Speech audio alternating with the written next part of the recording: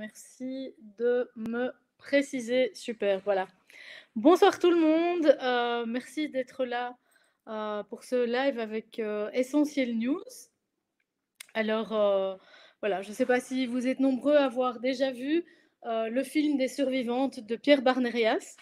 Mais en tout cas, c'est à la suite de ce film que nous organisons, on va dire, cette séance ce soir. Donc, Les Survivantes est un film qui, en fait, partage le témoignage de 8 survivantes, 8 femmes qui sont survivantes d'abus rituels, euh, on va dire de pédocriminalité, ou pour deux d'entre elles, ce sont également des mères désenfantées. Ce soir, je vais accueillir Chantal Frey et Sophie. Voilà. Bonsoir Chantal et bonsoir Bonsoir. Sophie. Bonsoir, Euh, Cynthia. voilà, merci d'être là. C'est voilà, c'est vraiment extra. On va enfin pouvoir aussi prendre les questions du public. Donc, je vais encore un petit peu expliquer ce qui s'est passé parce que tout le monde n'a pas encore eu l'occasion de voir le film. Donc, clairement, là, il y a une grande occasion qui vient ce samedi. C'est à Paris à 20h, donc ce samedi, le 20 juillet, au Grand Rex. Et donc, il y aura Pierre Barnérias, le réalisateur, toute l'équipe du film. Et je serai là aussi puisque j'ai participé, on va dire, en tant que journaliste, à la réalisation du film. Donc, pour le live de ce soir, je vais vous inviter à poser vos questions dans la section des commentaires de cet article. Et puis, on nous les transmettra au fur et à mesure. Donc, nous avons déjà évidemment préparé quelques questions qu'on nous a transmises à l'avance. Et puis voilà, ce sera l'occasion de voir comment ça évolue, on va dire, en cours d'émission. Ce qu'on a envie de dire, je dirais maintenant, depuis le film est sorti en... alors j'ai oublié, mais il est sorti en tout cas fin mai ou vers la mi-mai à Paris, à Nanterre. Il est sorti, et puis bien sûr ailleurs en France. La première en Belgique était le 9 juin. Et puis fin juin, on a eu aussi une première en Suisse.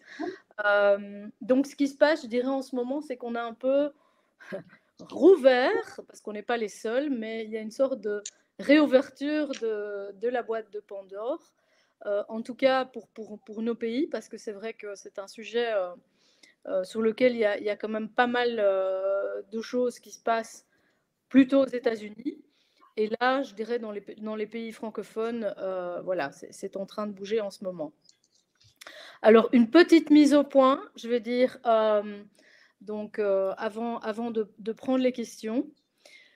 En ce qui concerne donc toutes les questions, tout ce qui concerne les moqueries envers les victimes, les incitations répétées aussi à fournir des preuves promises. Donc moi, je vais dire que premièrement, il est hors de question de répondre aux personnes qui manquent de respect aux femmes qui témoignent.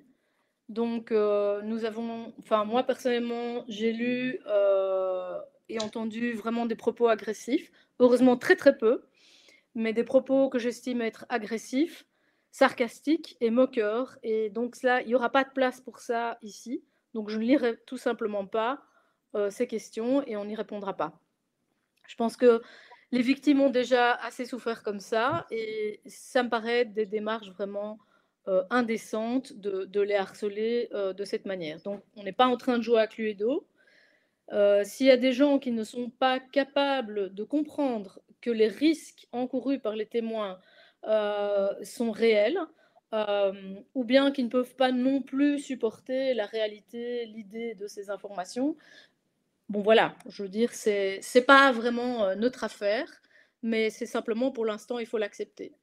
Donc la procureure Martine Bouillon, qui est dans le film de Pierre Barnérias, mais qui s'était aussi exprimée il y a quelques années dans un documentaire d'Élise Lucet, Elle affirme que si elle est toujours en vie aujourd'hui, donc je réponds déjà d'une certaine manière à des questions qui sont posées, c'est parce qu'elle n'a jamais révélé, par exemple, l'identité des charniers qu'elle avait mentionnés dans l'émission. Donc c'est inutile de les demander, on ne le fera pas non plus. Par ailleurs, et là je pense que ça permettra aussi de dresser le contexte général, dans l'affaire Dutroux en Belgique, il y a aujourd'hui énormément d'éléments qui indiquent que la piste des réseaux pédocriminels qui a été écartée était bien entendu tout à fait réelle. Je vais juste en citer 4 et puis on passera vraiment au début de nos questions. Mais donc la première chose, c'est au lendemain, en 2005, au lendemain de la condamnation de Marc Dutroux, Maître Xavier Magnier, son avocat, a sorti un livre qui questionne la thèse des pervers isolés. Donc pour lui, l'affaire a été vraiment étouffée pour raison d'État. En gros, les responsabilités montaient trop haut. On lui a refusé 95 devoirs d'enquête complémentaires. Donc voilà, je vous conseille la très très bonne interview qui a été faite la semaine dernière sur Kairos, qui vous permettra de comprendre que c'est une réalité. En 2010, on a eu un journaliste belge, Douglas de Koning, qui a publié un bouquin qui s'appelle 30 témoins morts, voilà, qui en fait est une enquête sur la disparition des témoins et enquêteurs qui se sont manifestés dans l'affaire Dutroux. En avril dernier, alors c'est tout à fait un hasard de calendrier, je veux dire, avec la sortie du film, mais donc on a eu également un gendarme belge, Aimé Bill, qui a sorti un livre intitulé Dutroux, l'enquête assassinée, dans lequel il explique comment son travail a été bloqué par sa hiérarchie. Donc on a là un avocat, un journaliste et un gendarme qui témoignent de la manière dont on a bloqué l'affaire. Et puis Carl Zero a publié lui aussi dans L'envers des affaires, le dernier numéro, toute une série d'excellents témoignages, y compris celui de Dutroux, mais bon, évidemment, ça c'est un témoignage, on va dire, qu'on peut mettre, qui n'est pas impartial, mais également celui de Michel Clip, qui était le gendarme chargé de travailler sur les dossiers X. Donc, en conclusion, nous n'avons pas ici d'obligation de donner quoi que ce soit en termes de nom ou de preuves. Voilà, si ce n'est pas assez clair, je ne sais pas, mais on ne prendra pas ces questions-là. Voilà, et puis en tout cas, ce que je voulais dire, c'est aussi que nous allons donc après le live, donc les vidéos vont être republiées, il faudra attendre quelques minutes, et puis on va aussi mettre toute une liste de documents de référence, comme ça vous pourrez consulter tous les documents qui auront peut-être été évoqués juste maintenant ou plus loin dans notre interview. Voilà, j'ai dit beaucoup là déjà. Peut-être Chantal, si, voilà, si tu as une première remarque à faire, un premier commentaire. Alors, merci beaucoup pour cette invitation, pour ce live. Je te remercie beaucoup, Senta, vraiment pour cette introduction. Je suis tout à fait d'accord. Justement aussi qu'on ne livre pas, qu'on ne répond pas à des commentaires qui sont pas respectueux, qui ne sont pas, dirais-je, bienveillants envers ouais, la situation dans laquelle on est. Et je suis contente qu'on puisse continuer maintenant sur un bon temps et je suis vraiment très curieuse de voir toutes ces questions. Merci beaucoup. Merci. Alors, Sophie aussi? Mais oui, Senta, je voulais te remercier infiniment de nous permettre d'être en vue et surtout, bon, de pouvoir discuter avec des questions intelligentes pour éclairer le plus de monde possible dans une bonne intelligence et dans le respect, effectivement. Voilà. Merci beaucoup. Oui, je crois que il y a eu pas mal d'interviews qui ont déjà été faites de l'une ou l'autre survivante. Alors c'est vrai que vous deux, c'est plus la Belgique et la Suisse. Il y en a eu beaucoup, bien sûr, en France, c'est normal. Mais par contre, je pense que, en tout cas pour vous deux, ici, dans le cadre du film, c'est la première fois qu'il y a vraiment qu'on fait un live, on va dire. Et donc, c'est pas uniquement des journalistes entre eux sur le plateau. Donc, moi, je me réjouis parce qu'en fait, on a reçu des questions intéressantes que nous, journalistes, en tant que journalistes, on ne va peut-être pas nécessairement toujours poser.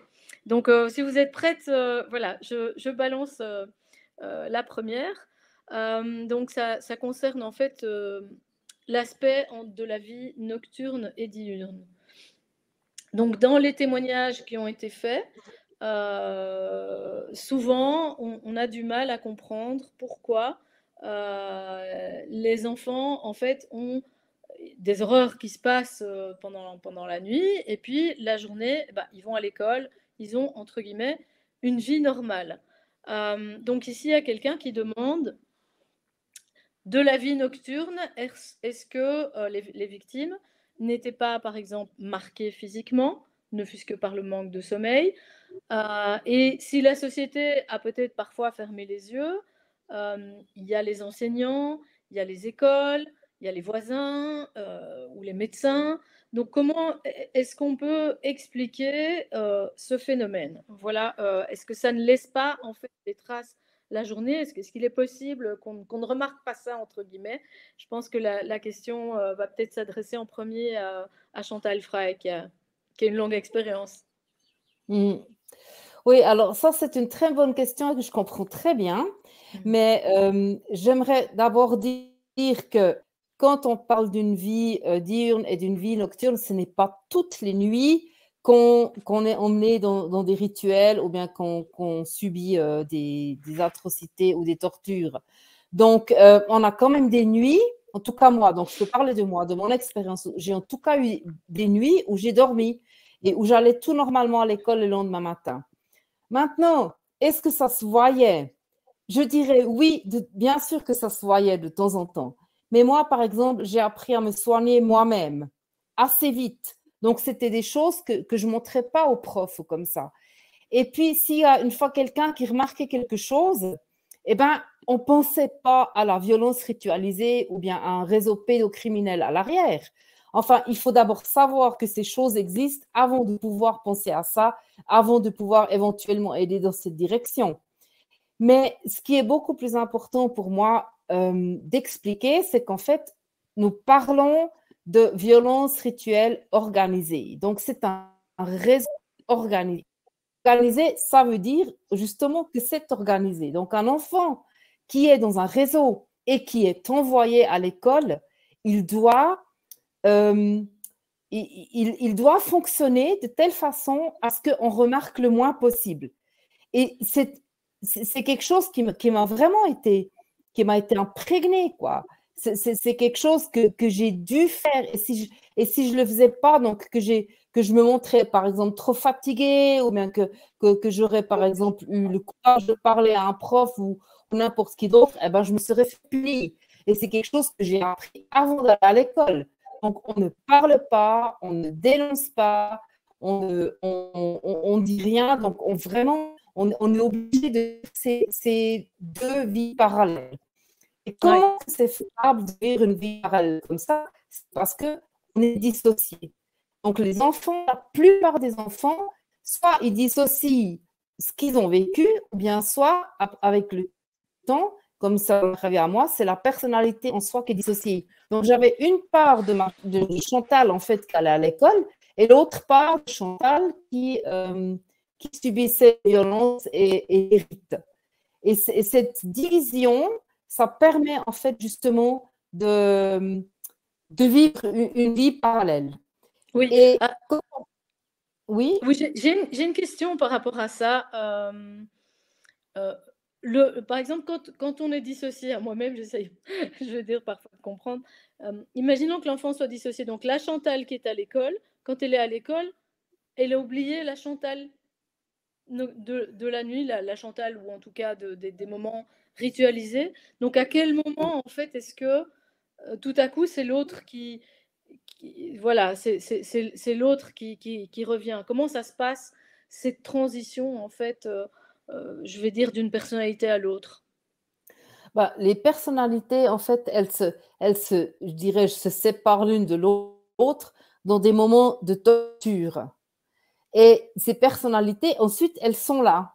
Donc, il y en a une qui connaît seulement l'école et qui connaît seulement la vie diurne, et il y en a une qui connaît seulement la vie nocturne.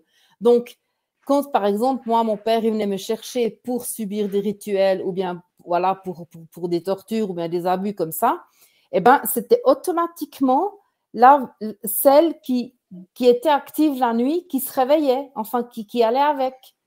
C'était automatiquement parce que c'était les déclencheurs. Déjà, un des déclencheurs vers moi, par exemple, c'était quand la poignée de la porte descendait de ma chambre. Ah oui. Là, j'étais déjà dans une autre part de ma personnalité. Ça, c'était quelque chose. Okay. Et c'est comme ça que ça change. Et comme tu disais avant, ça s'oublie. Pourquoi? Parce que c'est l'amnésie traumatique. Donc, moi, je dis toujours, je savais toujours toi quelque part, je n'étais pas consciente. Et ça, c'est à cause de l'amnésie traumatique. Voilà, mais ce qui est peut-être aussi encore très important à dire, parce qu'on se demande s'il n'y avait pas des profs ou des médecins ou des voisins ou comme ça qui voyaient, c'est que vu que c'est organisé, il y a, je dirais, les personnes très importantes dans la vie d'un enfant, en tout cas quand il est petit, eh ben, c'était des personnes qui faisaient partie du réseau. Donc, le médecin faisait partie du réseau. Moi, au début, quand j'allais à l'école, j'avais la plupart des profs qui faisaient partie du réseau, qui faisaient partie de cette secte où j'ai grandi, donc en Suisse romande, qui s'appelait la secte des adorateurs du soleil. Donc, j'avais les profs de musique, j'avais le pédiatre qui faisait partie de ces réseaux sataniques, et j'avais les parents et j'avais certains des voisins. Donc, c'était juste pas possible quoi, que j'aurais pu en parler. Et ensuite, quand j'ai grandi et qu'il n'y avait plus tous les profs qui étaient dedans, eh ben, j'étais tellement conditionnée à garder le lance. Donc, ça, voilà, j'étais à leur service, quoi, au service de ces criminels. Donc, je ne parlais pas. Merci beaucoup. C'est vraiment une réponse très, très intéressante. Je sais que Anneke Lucas aussi, par exemple, elle expliquait qu'elle ratait très souvent le lundi, parce que souvent, ça se passait les week-ends. Donc, et il y avait beaucoup d'absences scolaires, mais évidemment, sa mère trouvait toujours des excuses, ou parfois, effectivement, il y a un médecin complice, et donc qui explique les absences de l'enfant, ou voir les problèmes de santé. Et puis, elle explique qu'elle se maquillait pour se recomposer un visage, parce qu'il y a quand même les menaces aussi. Et puis, l'enfant, il a besoin d'aller à l'école finalement, parce que à l'école, c'est encore souvent, peut-être pas dans ton cas là, mais sinon, c'est parfois le lieu justement où l'enfant est un peu en sécurité, et donc il n'a pas envie de décrocher de l'école, quoi. En tout cas, merci pour cette réponse, c'est déjà très éclairant. Je vais prendre une autre question. Je trouve aussi très intéressante. C'est une question sur, entre guillemets, je la mets bien entre guillemets, la sexualité infantile. Et là, peut-être ce sera, si Sophie veut bien répondre pour commencer, puis chacune. Ici, donc, la question c'est: vos agresseurs vous ont-ils tenu des discours normalisants sur la sexualité entre l'enfant et l'adulte? Avec le recul, diriez-vous que vous avez eu une sexualité infantile déviante? Et surtout, et ça je pense que c'est une question très intéressante, et même qui dépasse le seul cadre de l'émission, de manière plus générale, est-ce que vous pensez que les enfants ont une sexualité dès la naissance? C'est une chose dont on a beaucoup parlé, puisqu'aujourd'hui il y a des programmes d'éducation à la sexualité. Donc voilà, je ne sais pas, peut-être Sophie? Oui, alors je vais commencer par la première petite question. Alors, c'est compliqué. Donc, je vais parler en ce qui me concerne, moi. Je suis arrivée donc dans ce réseau, j'avais l'âge de 3 ans. À 3 ans, rien n'est vraiment bien défini. Donc, c'est compliqué. Donc, on n'a pas dû m'expliquer, voilà, la sexualité en tant que telle. Je l'ai subie. Et je ne pouvais pas faire le tri en disant, tiens, ça c'est normal, ça c'est pas normal, tout simplement parce que à 3 ans, on peut pas faire le tri. Je vais répondre donc à la deuxième petite question concernant la sexualité déviante, alors il faut bien se dire aussi qu'il ne faut absolument pas confondre entre le plaisir et le désir. Alors, c'est évident que quand on est dans les mains d'un pédophile, un enfant, quel qu'il soit, effectivement, peut avoir des orgasmes, mais c'est encore une fois, c'est totalement physiologique. Donc, c'est une partie du corps qui est très, très sensible, et donc, il n'y a pas de désir, c'est vraiment un phénomène mécanique. Et c'est d'autant plus compliqué que ça permet en fait au bourreau de provoquer donc un orgasme. Déjà, on est totalement surpris, et ça permet au bourreau de créer comme, si vous voulez, le syndrome de Stockholm, donc le syndrome de l'attachement. Parce que bon, non seulement on nous torture, et en même temps, on peut avoir des orgasmes. Bon, donc tout ça, c'est très compliqué.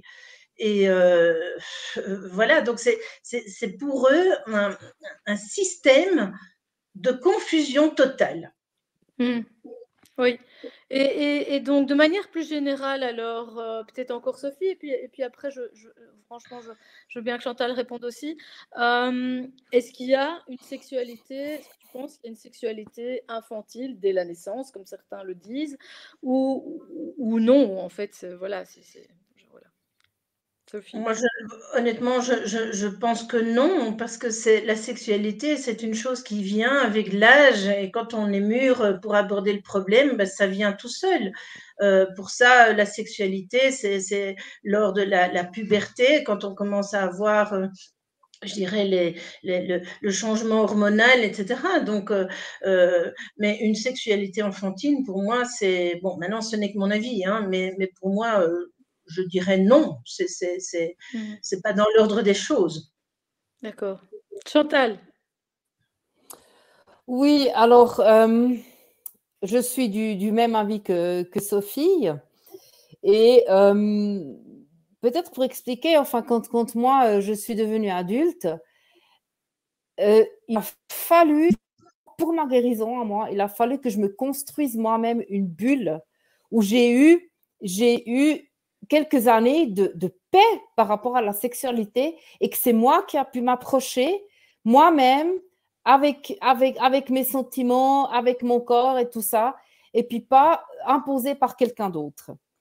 Et c'est ça qui m'a permis de guérir. Et c'est vraiment quelque chose que je conseille à toutes les personnes qui ont été abusées sexuellement, qu'elles se prennent cette bulle où normalement un enfant, d'après moi, vraiment devrait avoir, a le droit d'avoir qu'on ne touche pas à sa sexualité, qu'on ne touche pas, et puis qu'il puisse faire les pas lui-même. Et moi, je me suis créé cette bulle. Et ça m'a permis de guérir, et je sais ça aussi d'autres personnes qui ont été abusées.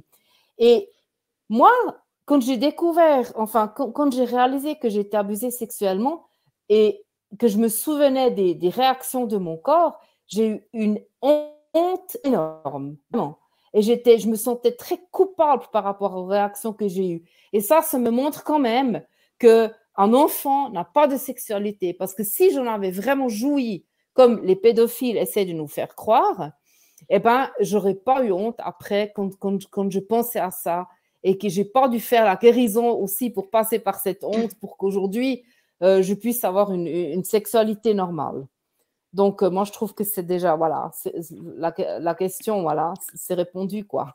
Oui, mais merci beaucoup. Et je vais rebondir sur un élément que Sophie a cité tout à l'heure, c'est le syndrome de Stockholm. Donc, le syndrome de Stockholm, en gros, ça remonte tout simplement à un épisode où il y a eu une prise d'otage à Stockholm, et les otages ont fini par en fait épouser la cause, et on va dire tomber amoureux de leur bourreau. Mais donc c'est un phénomène où en fait la victime, entre guillemets, tombe amoureuse de son bourreau, et c'est un phénomène de survie tout simplement. Alors c'est intéressant parce que Anneke Lucas parle aussi de cela. Il y a notamment un article où elle explique qu'elle se trouve face à donc, son maître à l'époque. Elle a quelqu'un qui, on va dire, qu'elle doit servir et qui la trimballe dans différents milieux. Et il y a une conversation à un moment où cette personne qui est donc pédophile essaye d'expliquer, de convaincre son interlocuteur qu'en fait, elle aime ça. Et elle voit, et donc l'autre voit dans son regard que non, elle n'aime pas du tout ça. Mais comme elle dit, à ce moment-là, quand j'étais cet enfant prostitué, etc., je l'étais à 100%. Elle se convainquait, qu'elle était à 100% dans son rôle. Parce que si elle ne l'était pas, c'était quand même un risque aussi, tout simplement, de mourir. Donc, je pense que c'est très important. Je ne sais pas s'il y en a encore une de vous deux qui veut encore ajouter un mot là-dessus, sur ce côté syndrome de Stockholm aussi. Oui, moi je veux bien. En fait, c'est capital le syndrome de Stockholm parce que ça lie définitivement, c'est comme un pacte, ça lie définitivement la victime à son bourreau. Et ça, c'est très important. Donc on peut demander n'importe quoi à la victime parce qu'on a l'assurance que le bourreau va, soi-disant, nous sauver ou nous protéger. Donc ça, c'est très, très important. Donc, c'est une sorte de verrou ou de cadenas pour que le système fonctionne, entre autres. Merci. Alors voilà, si vous voulez, donc je rappelle juste que si vous voulez laisser des questions, c'est dans la section des commentaires sur Essentiel News, dans l'article sur, de la vidéo, donc Chantal Frey, Sophie et la journaliste Senta De Peut pour Essentiel News. Voilà, n'hésitez pas, on nous transmet les questions. Voilà, je vais prendre une autre question. Alors, ça, il y en a beaucoup qui se la posent aussi. Comment se fait-il en fait qu'il existe des survivants, des survivantes de ces horreurs? On pourrait imaginer que les prédateurs aient finalement intérêt à ce qu'il n'y en ait pas du tout, pour éviter de se faire prendre. Donc voilà, en gros, comment êtes-vous toujours en vie? Ils pourraient finalement nous tuer tous, hein. Bon, c'est une question, je ne sais pas s'il y en a une de vous deux qui veut répondre. Il y a trois. Je vais poursuivre parce qu'il y a une suite à la question. Je m'aperçois qu'elle était en deux paragraphes. Et la personne dit: j'ai compris qu'il peut y avoir, en tout cas, elle voit déjà trois possibilités. Premièrement, le fait de compter sur l'amnésie des victimes. Et ça, je pense qu'après, on peut développer sur l'amnésie et la mémoire traumatique. La deuxième chose, c'est de se dire que c'est tellement énorme que finalement personne ne va les croire. Et pour elle, la troisième explication aussi, c'est parce que tous les gens, finalement, il y a véritablement un réseau qui fait qu'en fait, c'est difficile de... Voilà. Je ne sais pas si... Qui veut répondre en premier? Sophie, peut-être? Oui, mais bon, c'est une question qui suppose un long et grand débat. Mais ce que je voudrais dire quand même, c'est qu'il y a des enfants malheureusement dans ce système de réseau qui sont assassinés, torturés, assassinés, etc. Et il y en a d'autres, bon, qui sont aussi torturés, mais pas assassinés, tout simplement parce que ils sont appelés à avoir un rôle.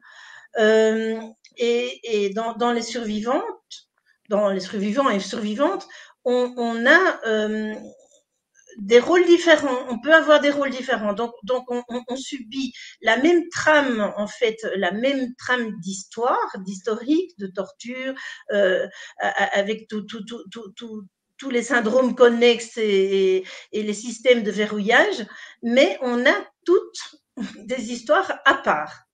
Mmh. Oui. Chantal, un petit mot? Oui.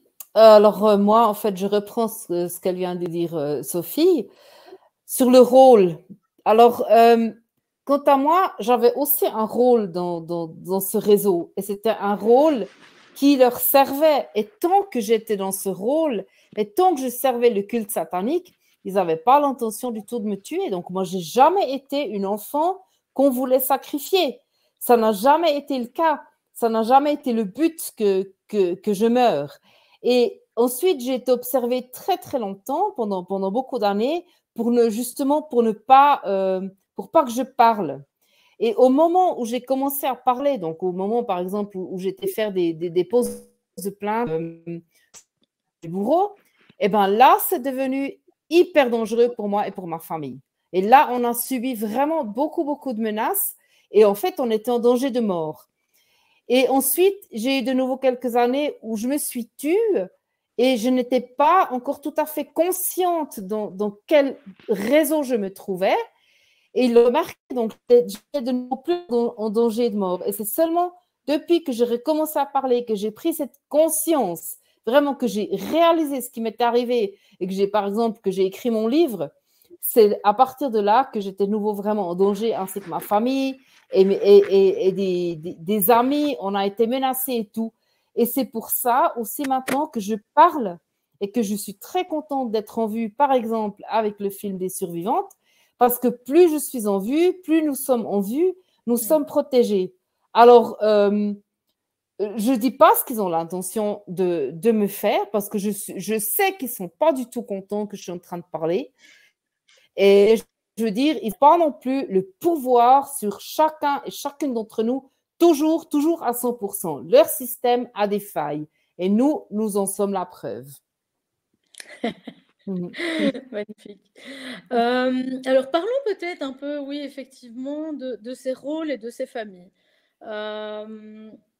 Pourquoi, quel type d'enfant, quel type de famille, quel type de rôle, c'est peut-être intéressant. Je ne sais pas, donc toi, Chantal, tu as déjà un petit peu décrit finalement être dans un environnement, un milieu sataniste. J'ai l'impression que ce n'est pas nécessairement le cas de tout le monde, qu'il y a vraiment des différences voilà, entre...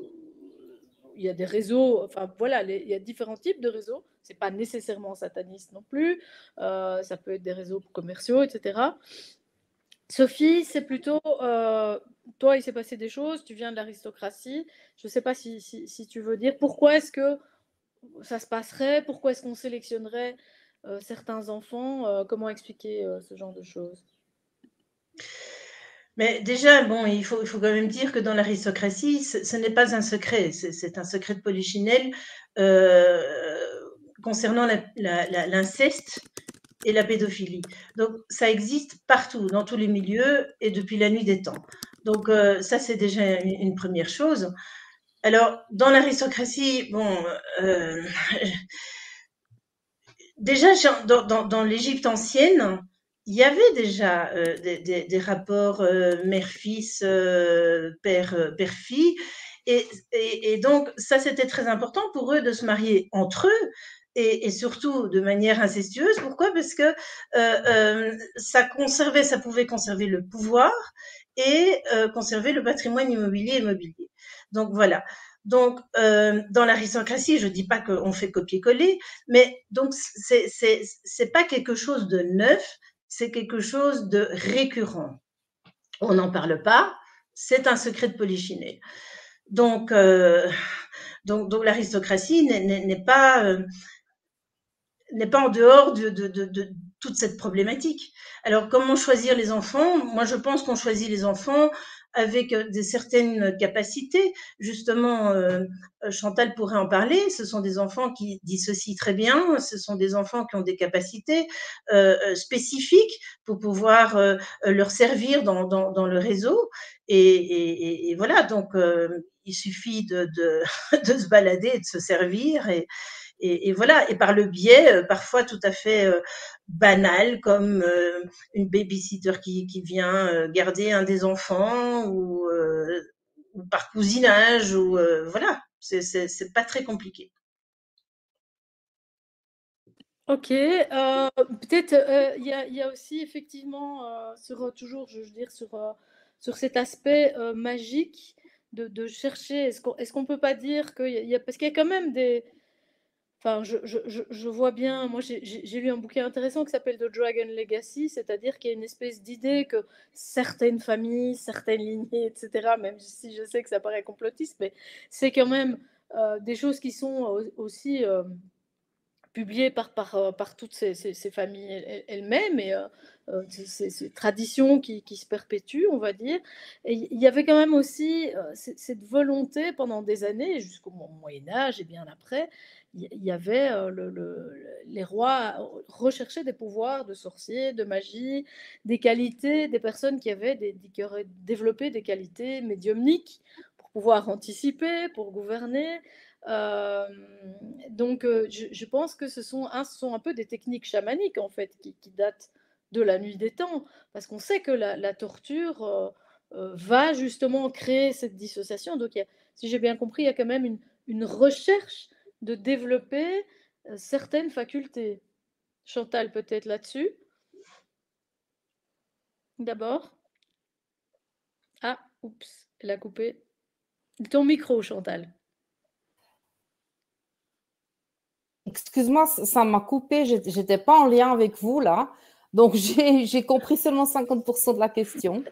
D'accord, donc ce que je disais, parce qu'on venait de parler un petit peu de l'aristocratie, etc., et je disais que dans ces familles, en tout cas anciennement, il y avait aussi une volonté, en tout cas, de la part de ceux qui veulent effectivement donner un rôle, c'est pour ça que vous êtes des survivantes, qui veulent donner un rôle là-dedans, c'est de vraiment développer aussi des sortes de facultés chamaniques, comme le fait de dissocier. On sait que ça va se passer.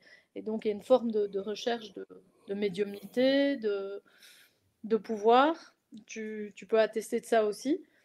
Ou bien le satanisme, entre guillemets, n'est qu'une mise en scène. Ah, on a l'impression que... Oui, ça va Chantal, tu nous entends? Allô, allô? Non, qu'est-ce qui se passe? Chantal. Ah oui, maintenant je vous entends à nouveau, oui. Ça va, oui. d'accord. Désolée, oui.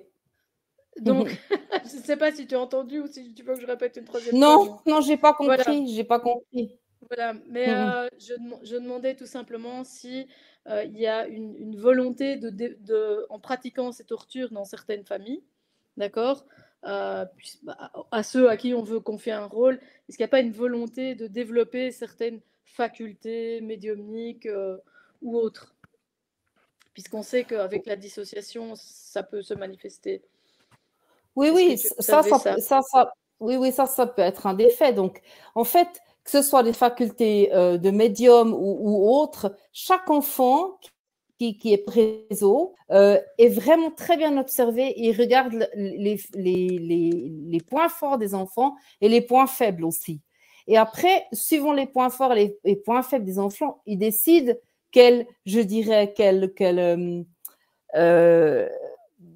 école, quoi. Enfin, ils veulent lui donner, enfin, dans quoi ils aimeraient former cet enfant. Et donc, par exemple, Sophie et moi, on a eu quelque chose de tout à fait différent. Et moi, au final, j'ai été pris comme Mother of Darkness et j'ai servi dans différents réseaux comme Mother of Darkness parce que c'était une de mes facultés, enfin, de mes points forts, c'était justement aussi de vouloir être avec des enfants et de vouloir avoir des enfants. Moi, j'étais quelqu'un, déjà, quand j'étais toute petite, je disais que j'aimerais avoir des enfants. Et en fait, ils ont pris ce désir et ils l'ont développé, mais pour que finalement, je leur serve à eux, aux criminels. Et s'il y a des autres enfants qui ont des dons de voyance ou je ne sais quoi, eh ben, ils vont développer ce côté pour leur servir à eux. Oui. Sophie, je ne sais pas si tu veux encore ajouter un mot là-dessus. Oui, effectivement. Donc, par exemple, mon rôle, je ne l'ai pas encore tout à fait défini, mais il se fait que j'ai eu vraiment des initiations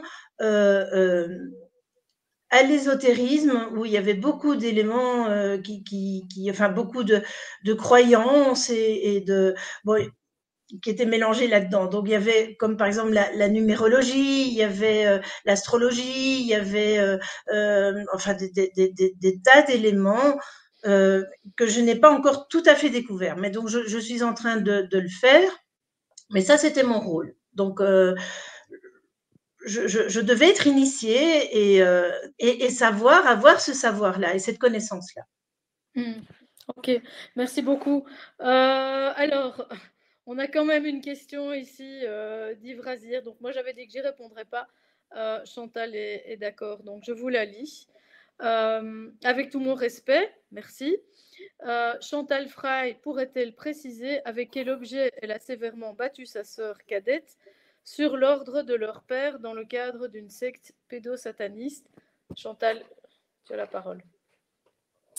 Voilà, alors, Monsieur Razir, tout au début, justement, Sental a dit qu'on ne répondrait pas aux questions qui ne sont pas respectueuses. Et vous ne m'avez pas respecté jusqu'à présent, ni les autres survivants. Vos questions sont vraiment malhonnêtes. Et j'ai vraiment de la peine à y répondre. En ce qui concerne ma sœur, et c'est la dernière fois que je vous répondrai ça, en ce qui concerne ma sœur, c'est son histoire. Et ce sera le moment où elle choisira d'en parler qu'elle le dira. Et pas si vous mettez la pression. Mais j'aimerais juste vous lancer sur une petite piste. Vous savez, il existe encore d'autres moyens de blesser des personnes ou de faire des...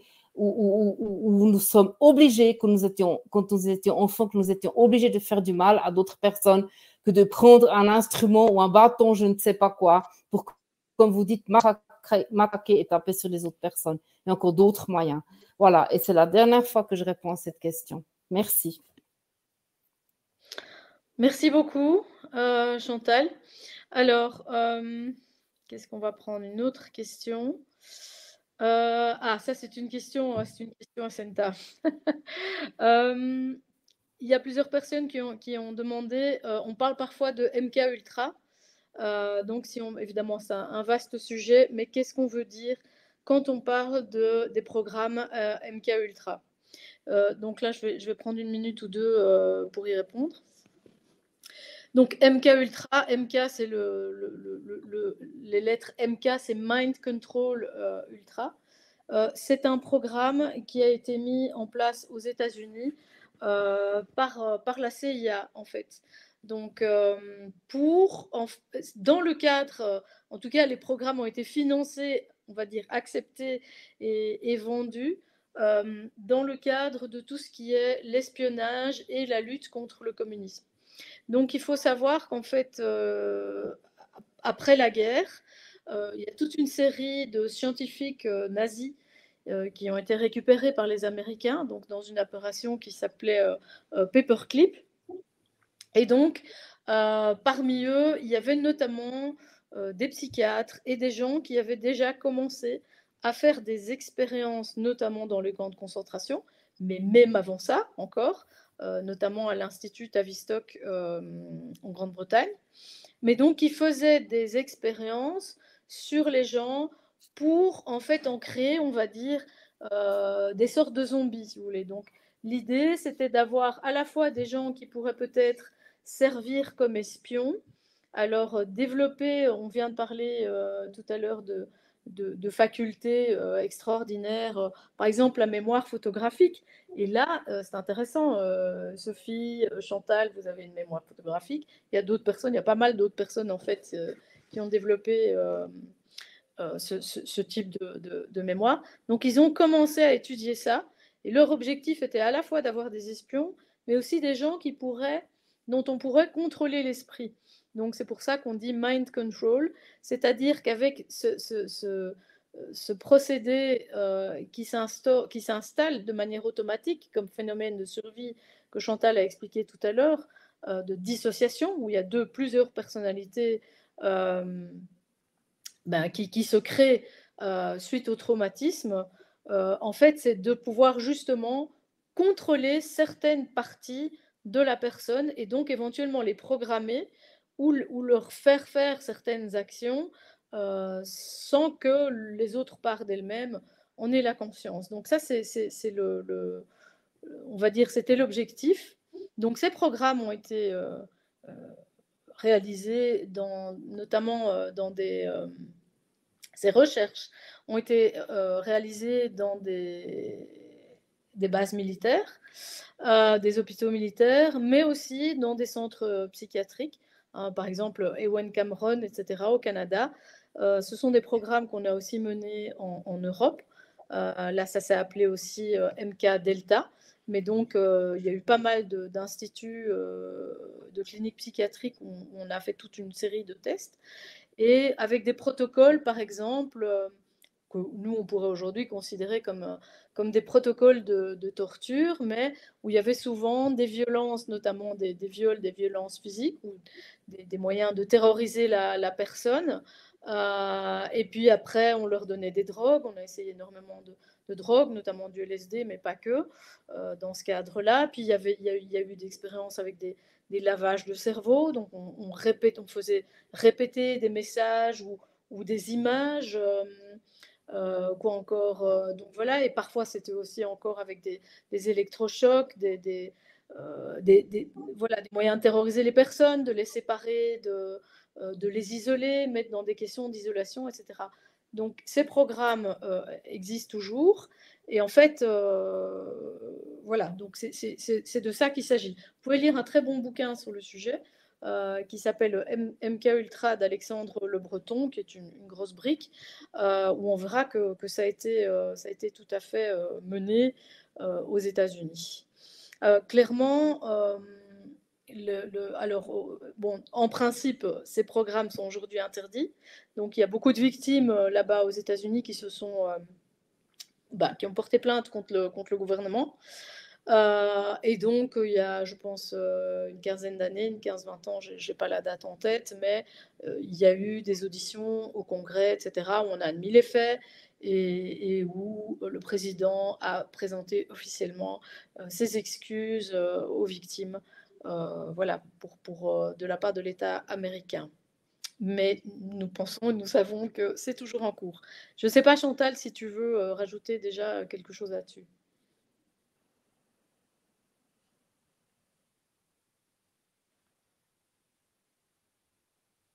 Qui, moi? Oui, sur MK Ultra. Très difficile la connexion, désolée, oui. Oui, ok, ça va. Non, merci, Oui. merci Senta. Enfin, ce que j'ai compris, c'est vraiment bien expliqué. Merci beaucoup. Ok, ça va. Sophie, un commentaire? Je pourrais raconter une petite histoire. C'est que quand vous sortez du réseau, vous êtes automatiquement surveillé en permanence. Et les bourreaux doivent absolument avoir l'assurance justement de cette amnésie traumatique et qui peut être réactivée justement avec ce système de main control.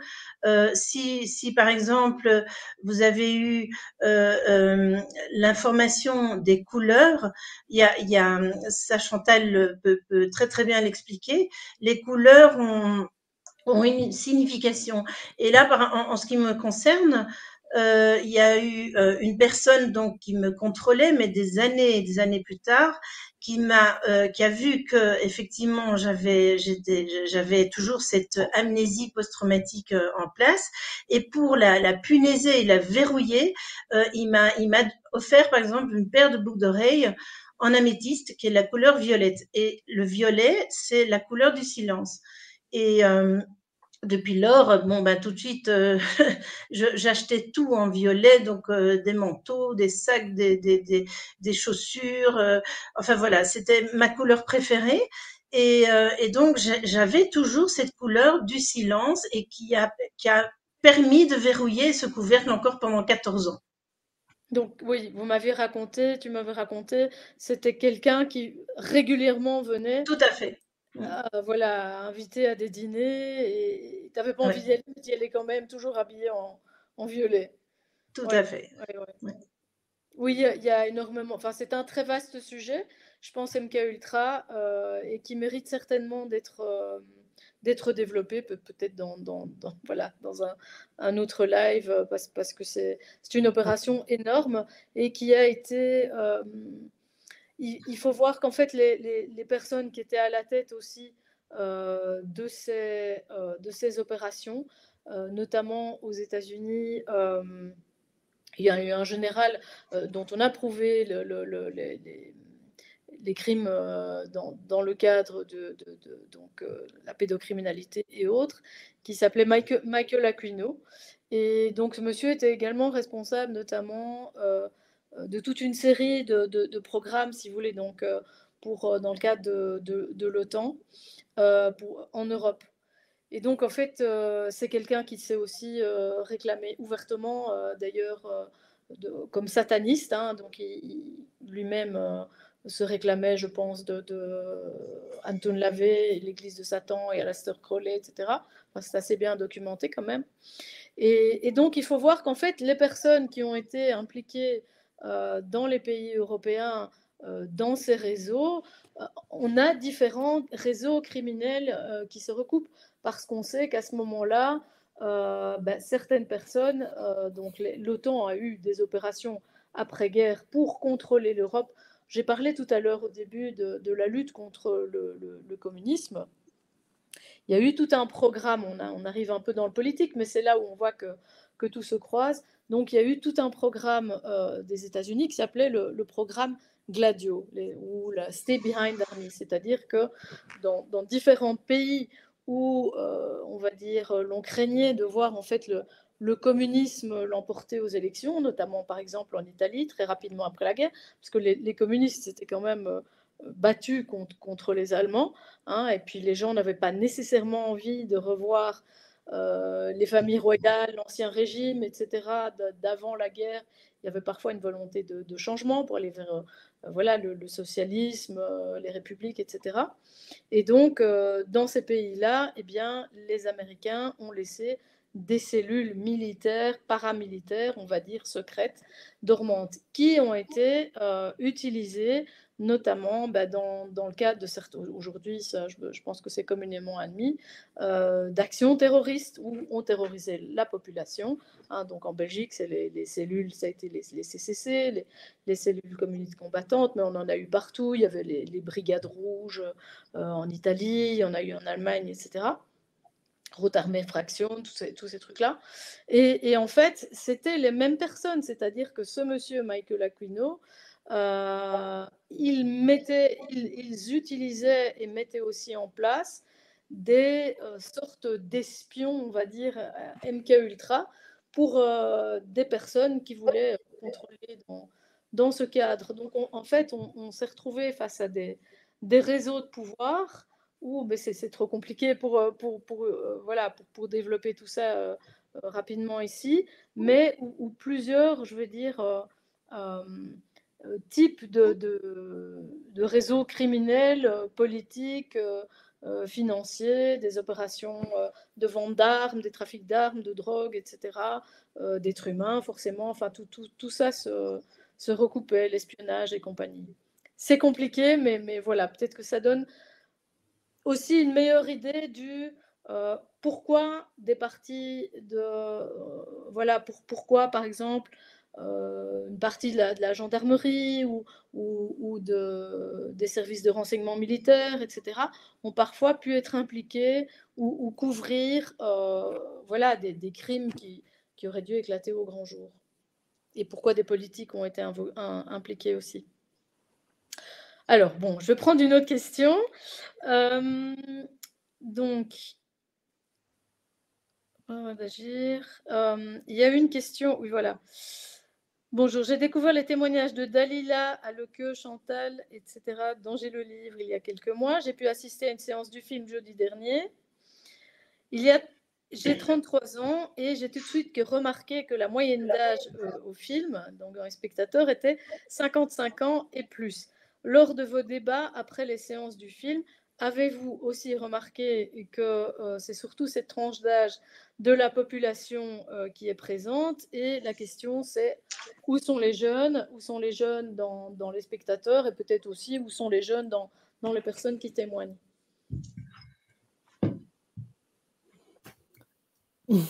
Chantal?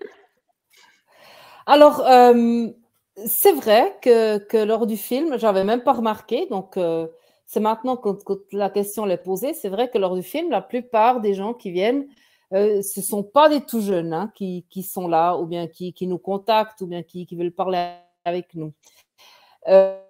Mais par contre, il y a aussi des jeunes qui témoignent. Et là, vraiment, je vous propose de regarder les 50 lois de violence ritualisée, parce que là, on a quelques témoignages de jeunes gens. Quant à moi, je peux dire que dans mon environnement, il y a des jeunes avec lesquels je peux parler sur ce sujet. Bon, bien sûr, j'ai des enfants donc, qui sont des jeunes adultes et leurs copains, leurs copines et tout ça, ils sont vraiment intéressés à ce sujet. Donc, je ne peux pas dire que c'est seulement un sujet pour les personnes de notre âge. Mais effectivement, alors, avec le film Les Survivantes, j'en ai pas vu beaucoup. Et je ne peux pas expliquer pourquoi. Sophie. Mais quand j'en discute, par exemple, justement avec des jeunes, je suis justement étonnée qu'ils ne le soient pas. Parce qu'ils ont l'air d'être bien plus au courant qu'on ne le pense. Et donc, est-ce qu'ils ont encore besoin d'aller voir un film? Oui, ce serait bien. De toute façon, ce serait bien. Mais je pense que les jeunes, évidemment, sont interpellés parce qu'ils ont eux-mêmes des enfants, donc ça les concerne également. Oui, tout à fait. Ok, alors merci beaucoup. Vous soulevez, alors, David Milro, vous soulevez un drame énorme qui concerne des hommes de pouvoir. Oui. Actuellement, vous êtes très écoutée, présente. Pensez-vous que cela va durer longtemps? Enfin, ce que cela va durer, est-ce qu'on va pouvoir agir avant qu'on puisse agir contre ces agresseurs? Ou, on va dire, toutes ces révélations, est-ce que ce n'est qu'une médiatisation temporaire? Voilà, je ne sais pas s'il y en a une qui veut répondre, sinon moi je répondrai aussi. Bon voilà, moi je peux vous dire que ça va probablement pas être qu'une médiatisation temporaire. Maintenant, ce qui se passe, je pense qu'il y a eu une première étape qui était, ok, il faut faire le film. Déjà, on n'était pas du tout sûr d'y arriver. Hein, ça a quand même été un exploit d'arriver jusque-là. C'est remarquable qu'ils puissent sortir en salle. Donc on voit, c'est pas du tout comme Sound of Freedom, etc. Hein, donc, mais je pense qu'il y a des raisons. C'est le bon moment et puis on peut en reparler après pourquoi. Maintenant, voilà, on a ouvert, ou on va dire, on a rouvert la boîte de Pandore qui avait été fermée. Et donc, il y a énormément de gens qui réagissent, et forcément, il y a aussi d'autres survivantes, etc., qui viennent, ou des personnes qui avaient peut-être abandonné, on va dire, l'idée que toute la vérité puisse sortir un jour, ou qu'elle puisse agir. Et donc voilà, maintenant il faut un petit peu gérer ça. Je pense que ça va prendre un certain temps, mais je suis certaine qu'en tout cas, il va y avoir plus que des simples révélations. Cela dit, pour moi, exposer la vérité, rien que ceci, c'est-à-dire donner les informations, c'est déjà le plus important. Pourquoi? Parce que ça va permettre à chacun, à partir du moment où chacun a ce risque, cette idée dans sa conscience, on va pouvoir agir autrement. C'est-à-dire que une enseignante, évidemment, pour autant que ce ne soit pas, mais je veux dire les gens qui ne sont pas dans les réseaux, va pouvoir accorder peut-être plus d'importance à des choses qu'elle aura entendues ou vues ou remarquées chez un enfant.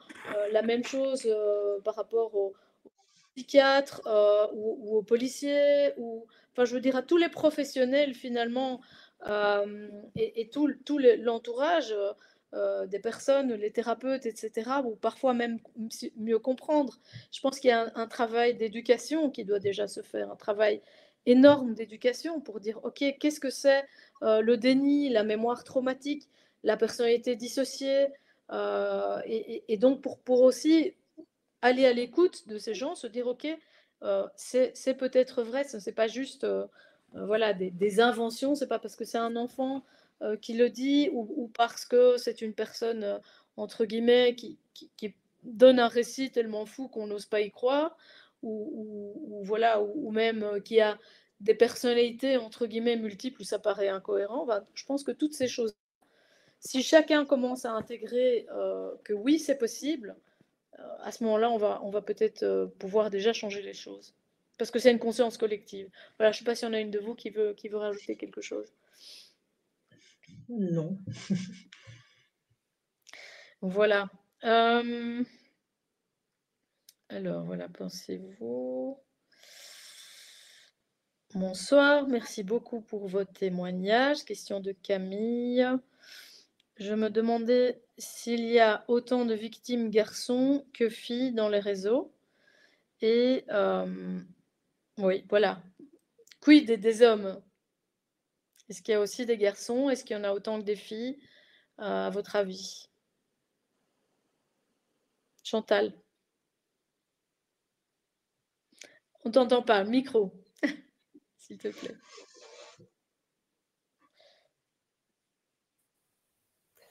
Oui, alors, je peux dire par rapport à mon expérience, il y avait autant de garçons que de filles. Donc, quand j'étais enfant. Maintenant, je dois vraiment dire qu'il y avait beaucoup, enfin, c'est ce que j'ai vécu. Hein, je ne dirai jamais un chiffre parce que je peux seulement parler de mon vécu. Donc, ce que j'ai vécu, c'est qu'il y avait, en tout cas, les petits-enfants, c'était beaucoup plus des petits garçons qui étaient sacrifiés que des petites filles. Les petites filles, elles étaient beaucoup plus torturées ou bien violées, bien entendu, ou bien justement utilisées après à des fins elles se sont fait prostituer et tout. Ensuite, je dirais qu'il y a des survivants, il y a des hommes survivants, mais je pense que, enfin, c'est mon intuition, hein, je pense que pour les hommes, c'est beaucoup plus difficile de parler que pour les femmes. La honte pour les hommes, je pense que c'est beaucoup plus difficile à la surmonter que pour nous les femmes. Donc ça, c'est un des points. Ensuite, l'autre point, c'est que je pense aussi par rapport à mon expérience qu'il y a plus d'hommes après qui restent dans le réseau, tandis que les femmes, elles essayent quand même plutôt à s'en sortir que les hommes. Enfin, c'est d'après mon expérience. C'est pour ça peut-être qu'on a en ce moment encore beaucoup moins de témoignages d'hommes, mais j'espère vraiment, vu que nous, les femmes, on a commencé à témoigner, beaucoup de femmes ont témoigné, que maintenant, il y a aussi les hommes qui vont avoir le courage de témoigner et qu'on entendra bientôt aussi leur voix. Merci beaucoup. Pierre, je vais dire un petit mot par rapport au choix de Pierre Barnérias, donc de ne prendre que des femmes dans le film. Donc il était en tout cas, lui, tout à fait conscient que ça touche aussi les hommes. C'est vrai qu'il y a eu pas mal d'ailleurs d'hommes qui sont venus assister au film ou qu'on a pu rencontrer et qui ont dit qu'ils étaient eux-mêmes victimes. Donc voilà, Pierre a dit que pour en tout cas ce film documentaire au cinéma, il avait fait un choix, c'était vraiment son choix de réalisateur de ne donner la parole qu'à des femmes parce que pour lui, la femme représente la vie et la survie. Et donc, voilà, c'était son choix de réalisateur. Mais dans la série, dans les 5 épisodes qui vont sortir à partir de, je pense, de l'automne, donc là, ce sera une série de 5 épisodes qui s'appelleront Notre petit secret. Là, je pense qu'il donnera aussi plus la parole aux hommes. Donc voilà, encore une autre question. Celle-là, ce sera pour Véronique. Donc il y a une dame qui dit, voilà, ces personnes témoignent, elles sont donc restées en vie. Question, est-ce qu'on peut imaginer que, d'une certaine manière, les pédocriminels ou leur enfin voilà, souhaitent en quelque manière que cela se sache, puisqu'ils sont souvent eux-mêmes pris on le comprend, pris dans un système depuis tout petit. Est-ce que quelque part, le fait que vous fassiez vos révélations aujourd'hui, secrètement, il y a peut-être une partie d'eux qui voudrait que vous puissiez briser ce cycle infernal? Sophie, peut-être? Mais c'est une très bonne question. Malheureusement, je peux pas répondre à leur place. Mais c'est vrai que intuitivement, je pense qu'il y a des anciens, enfin, il y a des bourreaux qui doivent quand même, vieillissants, qui doivent quand même se poser des questions et ils auraient peut-être envie de ranger leur placard, entre guillemets, avant de faire leur valise pour l'au-delà. Donc oui, j'espère que ça puisse faire craquer tout ce système. Mais voilà, je ne peux pas répondre à leur place, malheureusement. Oui. Peut-être on peut dire, enfin, moi j'avais l'impression déjà par les gens voilà, qui ont contacté différentes personnes dans le film, de voir que parfois ben, il y a des gens, des familles, parce que bon, c'est pas toute personne, hein, le cas de Chantal n'est pas, je veux dire, chacune a une histoire différente. Et donc, notamment, par exemple, dans les familles de l'aristocratie, on voit que souvent, il peut y avoir une personne qui, en général, est peut-être une ou deux qui seront les personnes qui, justement, vont être celles qui vont avoir des postes clés, qui vont grimper dans la hiérarchie sociale ou politique ou dans les affaires, dans les grandes banques, etc.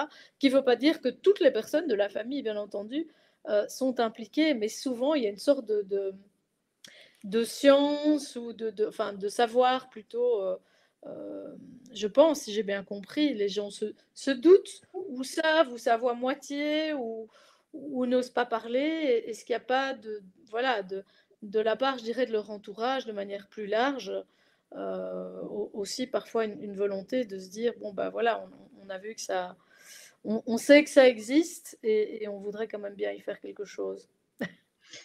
Oui, c'est une bonne question, Senta, et c'est tout à fait juste.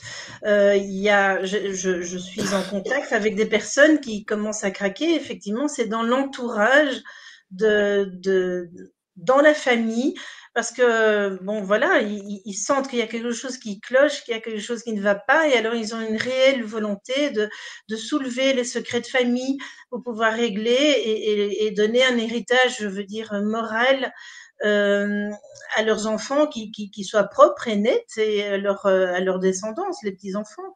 Donc ça, c'est sûr que ça commence à craquer. Merci, merci. Je vais encore prendre une question qui m'est adressée. Lors de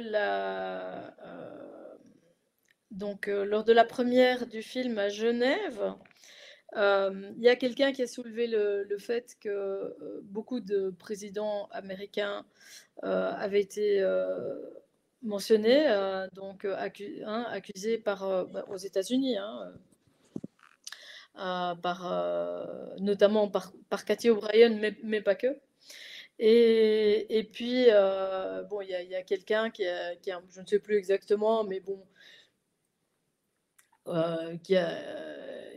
moi, en tout cas, moi, je sais que j'ai répondu en disant attention, voilà, Trump n'est pas le grand sauveur. Je pense que c'est effectivement un système où, quand on veut accéder, en tout cas dans certains pays, à certaines fonctions, on est au minimum informé de ce qui se passe, informé, témoin, impliqué, parce que c'est une manière, et ça aux États-Unis, on l'a vu un petit peu, mais pas assez, ça n'a pas encore été assez révélé avec l'affaire Epstein, hein, où en fait, voilà, c'est pas juste des pédosatanistes, ou même tout simplement des pédophiles qui gagnent de l'argent, c'est surtout un moyen de contrôle pour toutes les personnes qui sont au pouvoir, c'est-à-dire qu'à partir du moment où la personne est filmée, à ne que Lucas l'expliquait très bien aussi, eh ben, on a un moyen de la faire chanter. Et donc, voilà. Et donc, moi, j'ai dit, attention, méfiez-vous, Trump n'est pas le grand sauveur. Il est au courant et il est impliqué dedans aussi. En tout cas, c'est ma perception. Donc, je vais expliquer pourquoi. Pourquoi j'ai dit ça. Évidemment, bon, on a 2-3 mots ici. C'est vrai que ça vaudrait la peine de faire un article beaucoup plus conséquent sur le sujet, hein, puisque c'est quand même des graves accusations, je le mesure bien. Mais il y a toujours eu cette soi-disant idée relayée par les thèses QAnon. Il va drain the swamp, nettoyer le marais. C'est le grand justicier. Donc moi, j'y crois absolument pas. Alors, au début de sa carrière, Trump a beaucoup traîné avec Jeffrey Epstein, donc le célèbre pédophile qui est mort aux États-Unis. Non seulement, également avec un monsieur qui s'appelait John Casablancas, qui était lui-même évidemment dans tous ces réseaux, et notamment par le biais des agences de mannequins. Hein. Et Trump lui-même a eu des agences de mannequins, donc c'était un peu ce qu'on appelait aussi la filière des filles de l'Est. Il y avait beaucoup de filles qui venaient de Russie, des pays de l'Est. On peut supposer d'ailleurs que sa femme, ses épouses, voilà, il les a connues, on va dire, par ce biais. Il présidait des concours de mode où il y avait des très jeunes filles à l'époque. Il y a eu une époque où on avait des filles de 13-14 ans qui étaient mannequins. Voilà, ça c'est la première chose. Dans le cadre des dossiers Epstein, il y a plusieurs victimes qui l'ont accusé de manière en justice. Hein. Donc il y a ce qu'on appelle des dépositions, donc des témoignages, des accusations en justice contre lui. Donc je pense que ce sont déjà quelques éléments qui doivent, qui doivent faire réfléchir. Je ne sais pas si toi, Chantal, tu avais quelque chose, si tu as connaissance, voilà, dans tous les témoignages que tu as pu, toutes les personnes que tu as pu interroger, notamment dans les 50 Voices, parce que je rappelle que tu as quand même fait une série qui s'appelle 50 Voices, donc avec 50 témoignages différents. Si peut-être tu as eu vent de victimes de Donald Trump. Alors, effectivement, j'ai eu vent, oui. Je ne peux pas en dire plus, quoi. Oui, d'accord. Voilà. Oui. Moi, je vais rajouter un petit mot par rapport au film Sound of Freedom, qui est fort soutenu par le clan, on va dire, par la mouvance Trump. Je pense qu'aux États-Unis, c'est très... il y a une grande récupération, en tout cas une volonté de récupération politique aujourd'hui de tout ce qui est la lutte contre la pédocriminalité dans donc le système bipartisan, hein, les démocrates contre les républicains. Alors clairement, Joe Biden est accusé lui aussi. Il y a des dossiers sur son fils, hein, Hunter Biden, voilà, notamment en lien avec l'Ukraine, puisqu'on sait que l'Ukraine est un lieu de criminalité, et en particulier à tout ce qui concerne la pédophilie. On va dire c'est un très grand pays qui est vraiment un grand fournisseur d'enfants, que ce soit pour la pédophilie ou le trafic d'organes ou l'esclavage. Donc voilà, ça c'est encore un gros dossier sur lequel il y a tellement de dossiers à creuser. Mais en tout cas, donc voilà, il y en a pas un pour sauver l'autre. Ni les démocrates ni les républicains, je pense, ne vont s'attaquer réellement au problème. Voilà. Alors, est-ce qu'on a encore d'autres questions? Non, pas pour l'instant. Peut-être on peut, parce que ça fait déjà plus d'une heure qu'on a commencé ce live. Est-ce que on peut peut-être parler de tes livres, Chantal, et notamment du deuxième bouquin que tu prépares sur... dis-nous, si on peut connaître le... Voilà, il n'y a peut-être pas encore de titre, mais quel est le sujet? Parce que je pense que ça va intéresser beaucoup de monde. Oui, alors en fait, justement, j'ai pris ces arguments que les personnes qui sont tellement sceptiques par rapport à nos témoignages, ou je dirais même qui nous attaquent et puis qui disent que c'est des mensonges, ou bien que voilà, qu'on est des femmes perturbées, ou bien des hommes perturbés.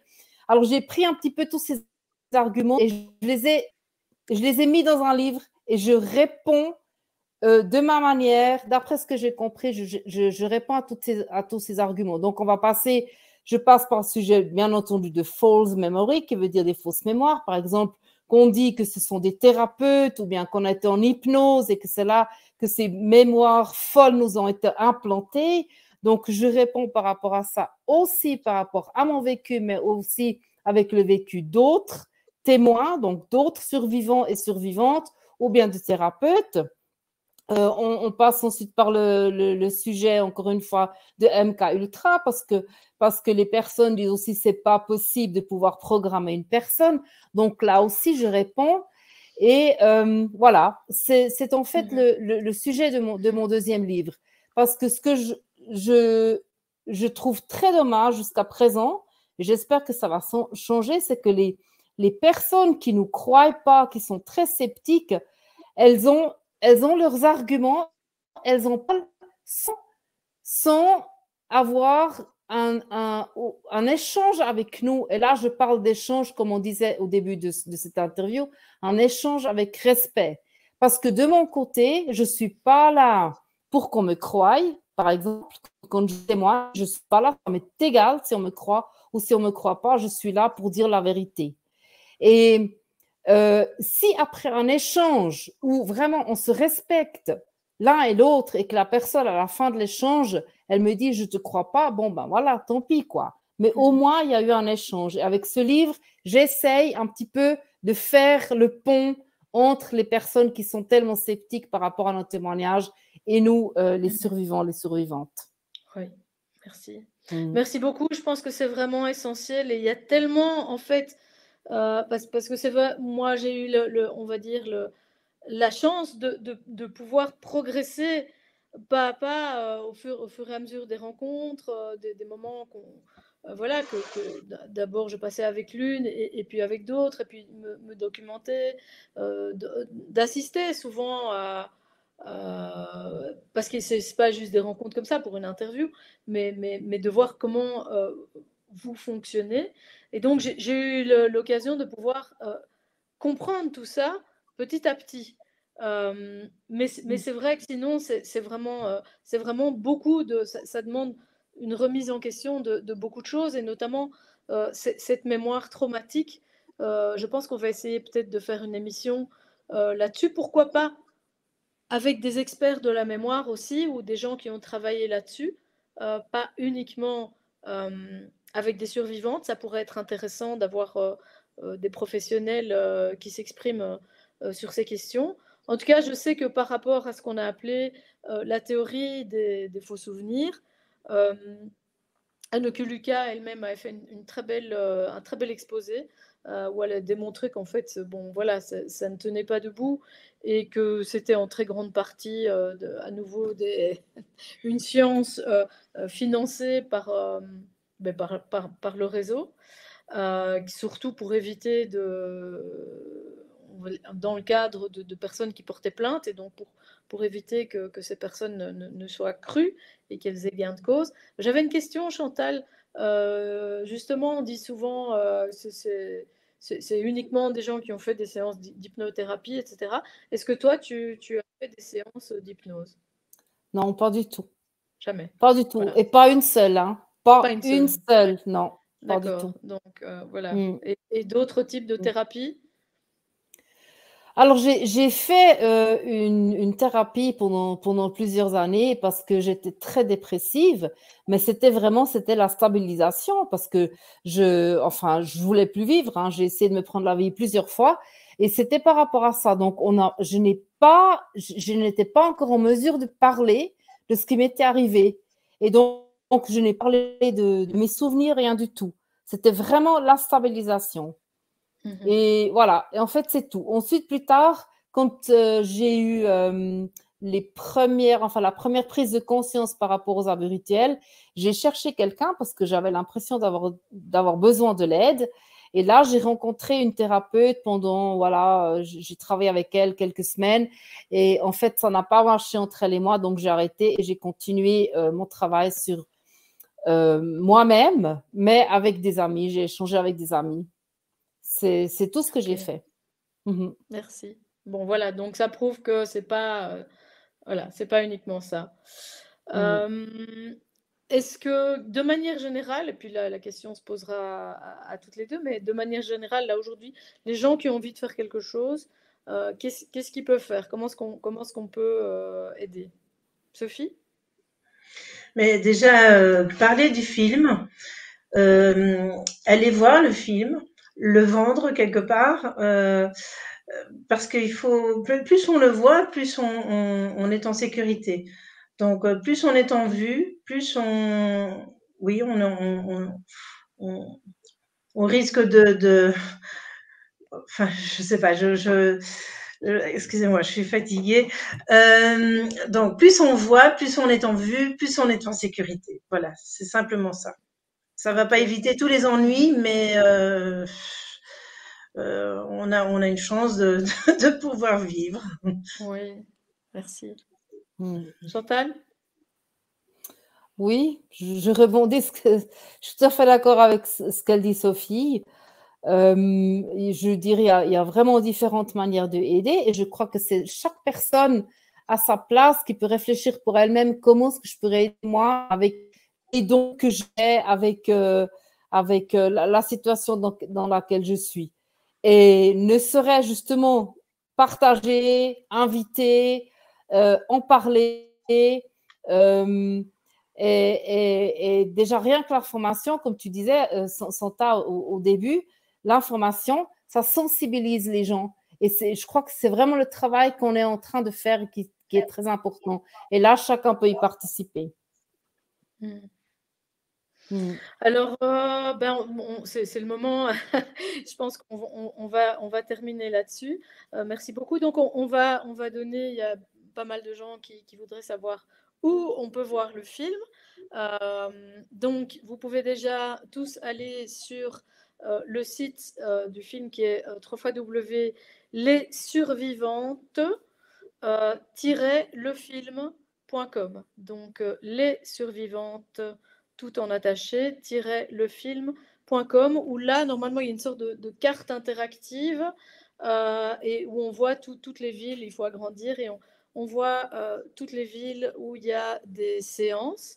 Il y aura, bien sûr, je rappelle le rendez-vous ce samedi à Paris, au Grand Rex, avec toute l'équipe du film, avec Pierre Barnérias, avec les autres survivantes qu'on salue bien aujourd'hui.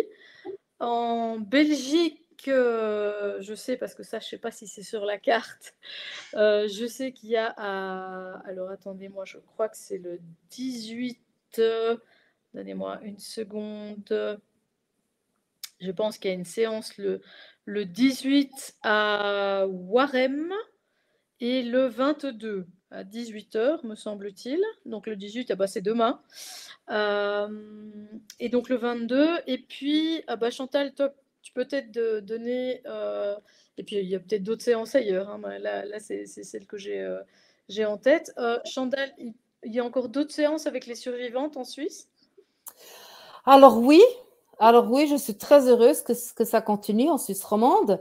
Donc, ça va continuer sur Vevey. Ce sera le 26 juillet la première fois. Et le film va être vu encore quelques fois pendant la semaine d'après.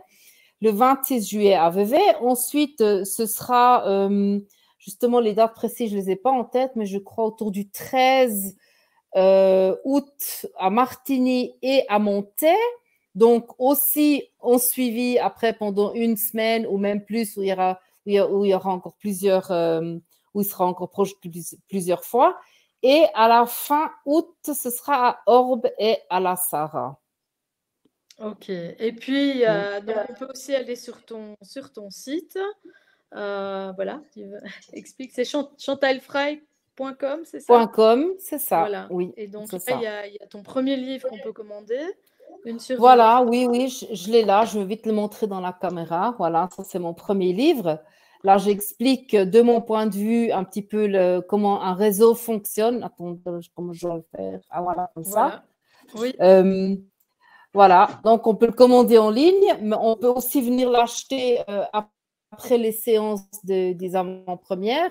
J'ai toute une équipe de bénévoles, lesquels je remercie beaucoup, qui m'aident à vendre mon livre. Et voilà, là, j'explique un petit peu comment justement, un réseau peut fonctionner, bien sûr, toujours d'après mon vécu, d'après mon point de vue. Oui, mais c'est ça je pense que c'est important de le rappeler parce qu'il y a des histoires différentes. Donc voilà, tout ça, tout à fait. Il y a des gens qui parlent, ou toi, c'est vraiment plus particulièrement dans un réseau, entre guillemets, sataniste. Ce n'est pas nécessairement le cas des autres. Donc voilà, tout n'est pas à mélanger. Au contraire, je pense que c'est important que chacun parle de ce qu'il a vécu, de son vécu. Voilà, bien entendu. Voilà. Non, il n'y a pas de généralisation à faire dans un sujet aussi difficile. Donc, Sophie, pas de livre pour l'instant. Non. On espère peut-être, je ne sais pas, comment on peut te soutenir autrement. Mais justement, en parler le plus possible pour que déjà je me sente moins isolée. Mais bon, j'ai de D'accord, l'appui, j'ai l'équipe, voilà. merci. Je vous rappelle aussi, il y a Anneke Lucas, Anneke Lucas, un très beau site aussi. Elle a un livre assez extrêmement touchant, je trouve, qui s'appelle en anglais, qui s'appelle Quest for Love, où elle décrit une année de sa vie dans le réseau en Belgique. Ça mêle un peu le politique, mais c'est particulièrement touchant parce que c'est vraiment écrit à travers les yeux de l'enfant qu'elle a été à ce moment-là. Et c'est un livre qui va être traduit en français, je pense qu'il sortira au mois d'octobre. Bien sûr, sur son site, il y a aussi de nombreux témoignages. Et puis, je crois elle fait aussi des séances individuelles. Voilà, quoi d'autre? Moi, j'ai ma lettre. Donc, vous pouvez me retrouver aussi sur ma lettre Substack. Donc, c'est une lettre à laquelle on peut s'inscrire gratuitement. Et c'est Senta de Peut, SENTADEPUYDT.substack, SUBSTACK.com. De toute façon, tous les liens seront publiés ensuite donc, sous la vidéo. Et ne manquez pas, évidemment, de suivre la suite de nos aventures parce que je pense il y a tellement de thèmes absolument fascinants à découvrir autour de vos témoignages, hein, qu'on va continuer à les approfondir avec Essentiel News. Donc n'hésitez pas aussi à vous abonner sur la lettre d'Essentiel News. Là, je remercie vraiment Essentiel News, toute la communauté de lecteurs, de donateurs, et voilà, et puis l'équipe qui nous aide, de journalistes et voilà, qui est dans l'organisation qui nous aide à faire tout ça. Voilà, merci beaucoup en tout cas. Merci à tous d'avoir été avec nous et puis j'espère au plaisir de se retrouver bientôt. Au revoir. Au revoir.